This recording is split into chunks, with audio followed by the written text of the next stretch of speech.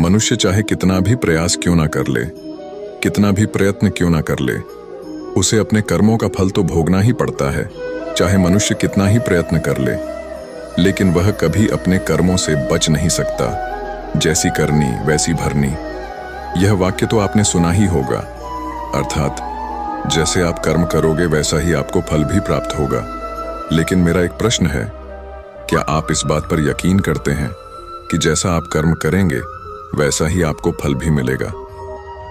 अब आप में से अधिकतर लोगों के मन में यह प्रश्न जरूर उठ रहा होगा, क्योंकि इसमें पूछने वाली बात क्या है? ये तो सत्य ही है कि जैसे हम कर्म करेंगे वैसा ही हमें फल भी मिलेगा। लेकिन एक बार के लिए आंखें बंद करके अपने आप से यह प्रश्न कीजिए, देखिएगा कि आपको इस प्रश्न का उत्तर स्पष्टता से नहीं मिल पाएगा। कहीं ना कहीं आपके मन में एक संशय जरूर होगा कि क्या यह बात सच है या झूठ। दोस्तों, आज इस कहानी से हम समझेंगे कर्मों का खेल। आखिर अच्छे कर्मों का फल अच्छा और बुरे कर्मों का फल बुरा कैसे होता है?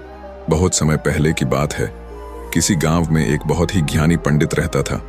एक दिन वह अपने बचपन के दोस्त से मिलने के लिए दूसरे गांव में जा रहा था।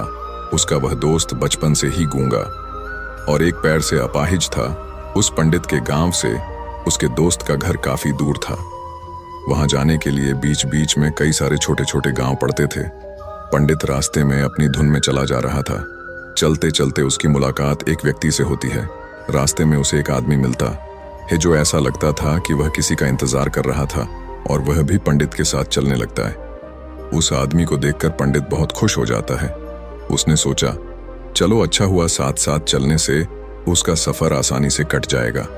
बात की शुरुआत करने के लिए उस पंडित ने उस व्यक्ति से उसका नाम पूछा तो उसने अपना नाम धर्मराज बताया।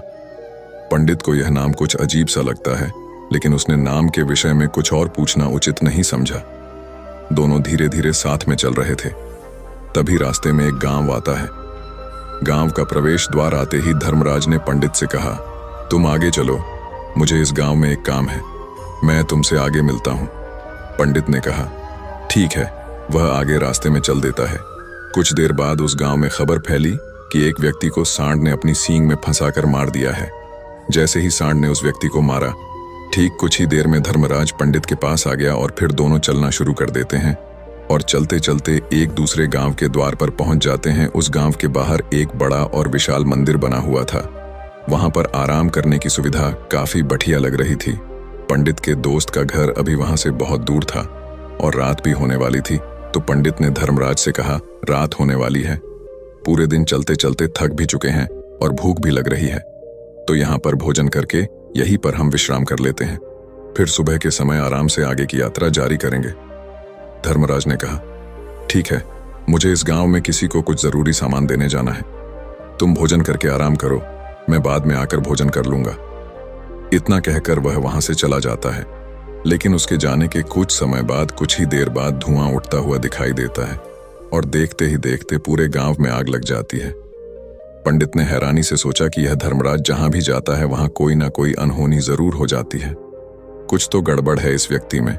लेकिन पंडित ने रात्रि में धर्मराज से कुछ भी पूछना उचित नहीं समझा और वे दोनों सो गए।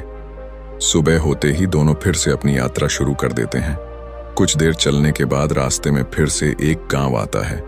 धर्मराज ने फिर पंडित से कहा, आप आगे चलिए, मुझे इस गांव में अपने मित्र से मिलने जाना है, मैं अपने दोस्त से मिलने के बाद आगे रास्ते में मिलूंगा। यह कहकर धर्मराज वहां से चला गया। लेकिन पंडित इस बार आगे नहीं गया। वहीं खड़ा होकर धर्मराज को देखता रहा कि वह कहां जा रहा है और क्या करता है। तभी थोड़ी देर बाद लोगों की आवाज सुनाई देने लगी कि एक व्यक्ति को सांप ने काट लिया है और उसकी मृत्यु हो गई है। ठीक उसी समय धर्मराज फिर पंडित के पास पहुंच गया। लेकिन इस बार पंडित से रहा नहीं गया और उसने धर्मराज से पूछ ही लिया कि तुम जिस भी गांव में जाते हो वहां कोई ना कोई अनहोनी जरूर हो जाती है, क्या तुम मुझे बता सकते हो यह ऐसा क्यों हो रहा है? धर्मराज ने कहा, पंडित जी, आप तो मुझे बहुत ज्ञानी मालूम पड़े थे, इसीलिए मैं आपके साथ चलने लगा था, क्योंकि ज्ञानियों का साथ बहुत अच्छा होता है, परंतु आप अभी तक समझ नहीं पाए कि मैं कौन हूं। पंडित ने कहा, मैं समझ गया हूं, लेकिन मुझे कुछ शंका है। अगर आप ही अपना उपयुक्त परिचय दे दें तो मेरे लिए आसानी होगी। तब धर्मराज ने जवाब दिया कि मैं यमदूत हूं और यमराज की आज्ञा से उन लोगों के प्राण हरण करता हूं जिनकी उम्र पूरी हो चुकी है। हालांकि पंडित को पहले से ही इस बात की आशंका थी, फिर भी धर्मराज के मुंह से यह बातें सुनकर वह घबरा गया। लेकिन वह हिम्मत करके पूछता है कि अगर तुम सच में यमदूत हो तो मुझे बताओ, अगली मृत्यु किसकी है?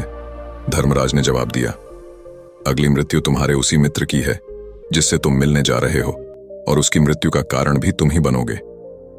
ये बात सुनकर पंडित सहम गया और सोच में पड़ गया कि अगर सच में यह धर्मराज यमदूत हुआ तो उसकी बात भी सच होगी, और उसके कारण मेरे बचपन के सबसे अच्छे मित्र की मृत्यु हो जाएगी। तो सबसे अच्छा तो यही होगा कि मैं अपने मित्र से मिलने ही ना जाऊं। कम से कम मैं उसकी मृत्यु का कारण तो नहीं बनूंगा। धर्मराज ने मुस्कुराते हुए कहा, तुम जो सोच रहे हो वो सब मुझे पता है, मगर तुम्हारे अपने मित्र से मिलने न जाने से नियति नहीं बदल जाएगी। तुम्हारे मित्र की मृत्यु तो निश्चित है, और वह अगले कुछ ही पलों में घटित होने वाली है। महाकाल के मुंह से ऐसी बातें सुनकर पंडित को झटका लगा, क्योंकि महाकाल ने पंडित के मन की बातें पढ़ ली थीं, जो कि एक सामान्य व्यक्ति के लिए संभव नहीं है। अब पंडित को विश्वास हो गया कि यह धर्मराज सचमुच में यमदूत ही है। जब पंडित को यह पूर्ण विश्वास हो गया कि धर्मराज जी यमदूत हैं तो वह घबरा गया। वह अपने मित्र की मृत्यु का कारण नहीं बनना चाहता था, इसलिए वह पलटकर अपने गांव की तरफ वापस जाने लगा। लेकिन जैसे ही पंडित वापस जाने के लिए मुड़ा, उसने देखा कि उसका मित्र तेजी से उसकी तरफ चला आ रहा है, जो कि पंडित को देखकर अत्यंत प्रसन्न दिखाई पड़ रहा था।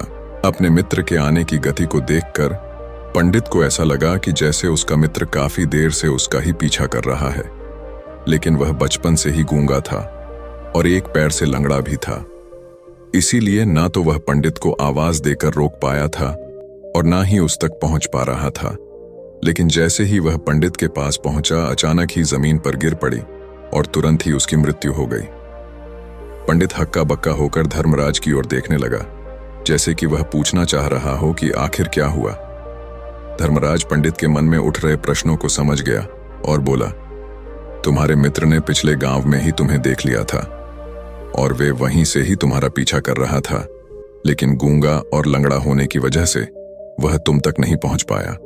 उसने अपनी पूरी ताकत लगाकर तुम तक पहुंचने का प्रयास किया, लेकिन बुढ़ापे में बचपन जैसी ताकत नहीं होती, इसलिए दिल का दौरा होने के कारण उसकी मृत्यु हो गई, क्योंकि वह तुमसे मिलने के लिए अपनी सीमाओं को तोड़कर तुम्हारे पीछे भाग रहा था। इसलिए अपने मित्र की मृत्यु का कारण भी तुम ही कहलाओगे। अब पंडित को पूर्णतः यह विश्वास हो गया था कि धर्मराज एक यमदूत है और उसका कार्य जीवों के प्राण हरना है। लेकिन पंडित एक ज्ञानी व्यक्ति था। वह यह भी जानता था कि मृत्यु पर किसी का वश नहीं है, सबको एक ना एक दिन मरना ही है। यही सोचकर उसने अपने आप को संभाल लिया। लेकिन अचानक ही पंडित के मन में अपनी मृत्यु के बारे में जानने की इच्छा हुई, इसलिए उसने धर्मराज से पूछा कि जब मृत्यु मेरे दोस्त की होनी थी तो तुम शुरू से ही मेरे साथ क्यों चल रहे थे? यह प्रश्न सुनकर धर्मराज जोर से हंसा और बोला, मैं तो हर पल हर क्षण सभी के साथ चलता हूं, किंतु लोग पहचान नहीं पाते, क्योंकि लोगों के पास अपनी समस्याओं के अलावा किसी और व्यक्ति, वस्तु या घटना के बारे में सोचने समझने या उसे देखने का समय ही नहीं होता। पंडित ने कहा, तो क्या तुम यह बता सकते हो कि मेरी मृत्यु कब, कहां और कैसे होगी? महाकाल ने कहा, हालांकि किसी भी सामान्य जीव के लिए अपनी मृत्यु के बारे में जानना ठीक नहीं है, क्योंकि कोई भी जीव हो या जानकर, वह अपनी मृत्यु के बारे में जानकर बहुत दुखी हो जाता है। हालांकि तुम जानी व्यक्ति मालूम पड़ते हो, और तुमने जिस तरीके से अपने मित्र की मृत्यु को सहन कर लिया है, उसे देखकर लगता है कि तुम अपनी मृत्यु के बारे में जानकर भी दुखी नहीं होंगे। महाकाल ने कहा, तो सुनो, तुम्हारी मृत्यु आज से ठीक 6 महीने बाद आज ही के दिन किसी दूसरे राज्य में फांसी लगने से होगी, और सबसे हैरानी की बात तो ये होगी कि तुम स्वयं ही खुशी से उस फांसी को स्वीकार कर लोगे। इतना कहकर धर्मराज वहां से चला गया, क्योंकि अब धर्मराज के पास पंडित के साथ चलते रहने का कोई कारण न था। इसके बाद पंडित ने अपने मित्र के शरीर का अंतिम संस्कार किया और यथाशक्ति उसके क्रियाकर्म करके अपने गांव वापस आ गया। लेकिन कोई व्यक्ति कितना भी ज्ञानी क्यों ना हो, अपनी मृत्यु के बारे में जानकर दुखी तो होता ही है, और मृत्यु से बचने का कोई ना कोई उपाय भी खोजता है। तो पंडित ने भी वही किया। क्योंकि पंडित विद्वान था, इसलिए उसकी पहचान उस राज्य के राजा तक थी। पंडित ने सोचा कि राजा के पास तो कई सारे ज्ञानी मंत्री हैं, वह मेरी मृत्यु से संबंधित समस्या का कोई ना कोई समाधान निकाल ही लेंगे। पंडित यही सब सोचता हुआ राज दरबार में पहुंच जाता है और राजा से सारी घटना के बारे में बताता है। राजा ने अपने मंत्रियों को सारी समस्या बताई और उनसे सलाह मांगी। अंत में सभी ने विचार विमर्श करके कहा, अगर पंडित की बात सही है तो उसकी मृत्यु भी 6 महीने बाद ही होगी, लेकिन मृत्यु तो तब होगी जब वह किसी दूसरे राज्य में जाएगा। यदि वह किसी दूसरे राज्य में जाए ही ना तो मृत्यु ही नहीं होगी। मंत्रियों की यह सलाह राजा को भी सही लगी। इसके बाद पंडित के रहने की सारी व्यवस्था महल में ही कर दी गई और राजा के आदेश के बिना उस पंडित से किसी को भी नहीं मिलने दिया जाता था। लेकिन पंडित कहीं भी आ जा सकता था, ताकि पंडित को यह न लगे कि वह राजा की कैद में है। परंतु पंडित डर के मारे स्वयं ही कहीं आता जाता नहीं था। धीरे धीरे महीने गुजरते गए और पंडित की मृत्यु का समय नजदीक आने लगा और अंततः वह भी दिन आ गया जिस दिन पंडित की मृत्यु होनी थी। तो जिस दिन पंडित की मृत्यु होनी थी उसकी एक रात पहले पंडित डर के मारे जल्दी ही सो गया, ताकि जल्दी से वह रात बीत जाए और अगला दिन आ जाए, ताकि उसकी मृत्यु टल सके। यही सोचकर वह जल्दी सो जाता है। लेकिन पंडित को नींद में चलने की बीमारी थी और अपनी इस बीमारी के बारे में वह स्वयं ही नहीं जानता था। तो फिर राजा मंत्री या किसी वैद्य को इसके बारे में बताने का कोई प्रश्न ही नहीं उठता। पंडित अपनी मृत्यु को लेकर बहुत चिंतित था। वह पिछले कई दिनों से ठीक है, सो भी नहीं पा रहा था और नींद में चलने की बीमारी भी तभी होती है जब व्यक्ति ठीक से सो नहीं पा रहा हो। तो उस रात भी पंडित को नींद में चलने का दौरा पड़ा। वह उठा और महल से निकलकर अस्तबल में गया। क्योंकि पंडित राजा का खास मेहमान था, इसलिए किसी भी पहरेदार ने उसे नहीं रोका और ना ही किसी तरह की कोई पूछताछ की। अस्तबल में पहुंचकर वह सबसे तेज चलने वाले घोड़े की पीठ पर सवार होकर नींद में ही अपने राज्य की सीमा से बाहर दूसरे पड़ोसी राज्य में चला गया। इतना ही नहीं, वह दूसरे राज्य के राजा के महल में पहुंच गया। उस महल के पहरेदार ने भी उसे नहीं रोका और ना ही कोई पूछताछ की। सभी लोग रात्रि का अंतिम प्रहार होने के कारण गहरी नींद में थे। वह पंडित सीधे राजा के सैन्य कक्ष में पहुंचा, जहां राजा और रानी सो रहे थे। वह पंडित वहीं जाकर सो गया। सुबह हुई तो राजा ने पंडित को रानी के बगल में सोया हुआ देखा तो राजा बहुत क्रोधित हो गया। राजा ने पंडित को कैद करने का आदेश दे दिया। पंडित गिरफ्तार हो गया। लेकिन पंडित तो भौचक्का था। उसे तो कुछ समझ नहीं आ रहा था कि आखिर वह दूसरे राज्य में और राजा के सैन्य कक्ष में कैसे पहुंचा। लेकिन वहां उसकी यह सब सुनने वाला कोई नहीं था। अगली सुबह राजा ने पंडित को दरबार में पेश करने का आदेश दिया। कुछ देर बाद उस पंडित को दरबार में लाया गया। पंडित को देखते ही राजा इतना बबूला हो गया कि उसे फांसी पर चढ़ा देने का हुक्म सुना दिया। फांसी की सजा सुनकर पंडित कांप गया, लेकिन फिर भी थोड़ी सी हिम्मत जुटाकर राजा से बोला, महाराज, मैं नहीं जानता कि मैं राजमहल तक कैसे पहुंचा। मैं यह भी नहीं जानता हूं कि आपके सैन्य कक्ष तक मैं कैसे आया और आपके महल के किसी पहरेदार या सैनिक ने मुझे रोका क्यों नहीं। लेकिन मैं इतना जरूर जानता हूं कि आज मेरी मृत्यु होनी थी और वो होनी भी जा रही है। राजा को यह बात थोड़ी अजीब लगी। उसने पंडित से पूछा, तुम्हें कैसे पता कि आज तुम्हारी मृत्यु होनी है?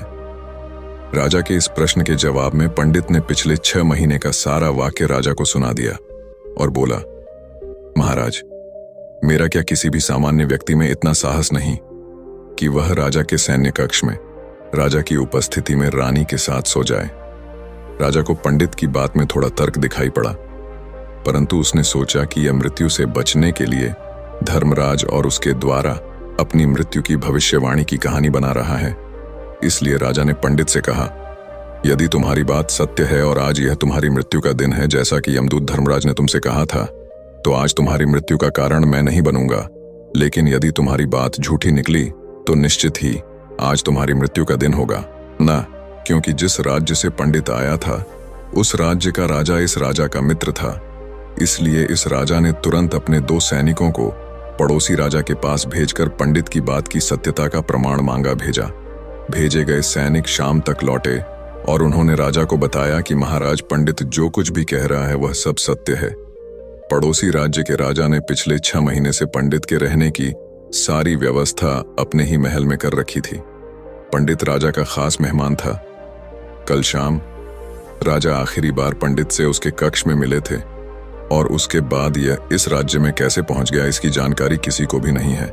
इसलिए उस राज्य के राजा के अनुसार पंडित को फांसी की सजा देना ठीक नहीं है। लेकिन राजा के सामने एक नई समस्या थी, क्योंकि उसने बिना पूरी बात जाने ही पंडित को फांसी की सजा सुना दी थी। इसलिए अगर पंडित को फांसी नहीं दी जाती तो राजा के वचन का अपमान हो जाएगा। लेकिन अगर राजा की बात का मान रखा जाए तो बेवजह ही एक निर्दोष व्यक्ति की मौत हो जाएगी। राजा ने अपने सभी मंत्रियों से इस बारे में सुझाव मांगा तो मंत्रियों ने राजा को सुझाव दिया कि महाराज, पंडित को एक कच्चे सूत के धागे से फांसी लगवा दी जाए। इससे आपके कथन का भी मान रह जाएगा और कच्चे सूत के धागे से पंडित को फांसी भी नहीं लगेगी और उसके प्राण भी बच जाएंगे। राजा को मंत्रियों का यह सुझाव पसंद आया और उसने ऐसा ही करने का आदेश दे दिया। पंडित के लिए कच्चे सूत के धागे से फांसी का फंदा बनाया गया और नियम के अनुसार पंडित को फांसी पर चढ़ाया जाने लगा। सभी लोग बहुत खुश थे कि ना तो पंडित मरेगा और ना ही राजा का वचन खाली जाएगा। पंडित को भी पूर्ण विश्वास था यह सूद के धागे से तो उसकी मृत्यु हो ही नहीं सकती। पंडित उस पर चढ़ने के लिए तैयार हो गया, जैसा कि धर्मराज ने भविष्यवाणी की थी कि तुम खुद ही अपनी फांसी को स्वीकार करोगे। लेकिन जैसे ही पंडित को फांसी दी गई, सूत का धागा तो टूट गया, लेकिन टूटने से पहले उसने अपना काम कर दिया था। पंडित के गले की एक नस सूत के धागे के झटके से कट चुकी थी और पंडित जमीन पर पड़ा तड़प रहा था। उस पल उसके गले से खून की फुहार निकल रही थी और देखते ही देखते पंडित का शरीर पूरी तरह से शांत हो गया। सभी लोग आश्चर्यचकित थे और पंडित को मरता हुआ देख रहे थे। किसी को विश्वास नहीं हो रहा था कि कच्चे सूत के धागे से भी किसी इंसान की मृत्यु हो सकती है। लेकिन घटना तो घट चुकी थी। नियति ने अपना काम कर दिया था और धर्मराज की भविष्यवाणी सच हो चुकी थी। दोस्तों, श्रीमद् भागवत गीता में भगवान श्री कृष्ण ने कहा है, जो होना होता है वह होकर ही रहता है। हम चाहे कितनी ही सावधानी बरते, कितना ही उपाय कर लें, लेकिन घटना और घटना की पूरी प्रणाली पहले से ही तय होती है, जिसे हम थोड़ा सा भी इधर उधर नहीं कर सकते हैं। दोस्तों, शायद इसीलिए ईश्वर ने हमें भविष्य जानने की क्षमता नहीं दी है, ताकि हम अपने जीवन को ज्यादा बेहतर तरीके से जी सके। और यही बात उस पंडित पर भी लागू होती है। अगर पंडित ने महाकाल से अपनी मृत्यु के बारे में ना पूछा होता तो 6 महीने तक राजा के महल में कैद रहकर डर डर कर जीने की बजाय ज्यादा बेहतर जीवन जीता। दोस्तों, आपने आज के इस वीडियो से क्या सीखा वह मुझे आप कमेंट में बता सकते हैं। इसी के साथ में उम्मीद है कि आपको आज की वीडियो पसंद आई होगी, तो इस वीडियो को उस इंसान को शेयर करें जिससे यह कहानी सुनने की जरूरत है और उसी के ठीक बाद चैनल को सब्सक्राइब करें। तो चलिए फिर मिलते हैं ऐसी एक और नई वीडियो में एक नए मैसेज के साथ। तब तक के लिए अपना ख्याल रखें। धन्यवाद।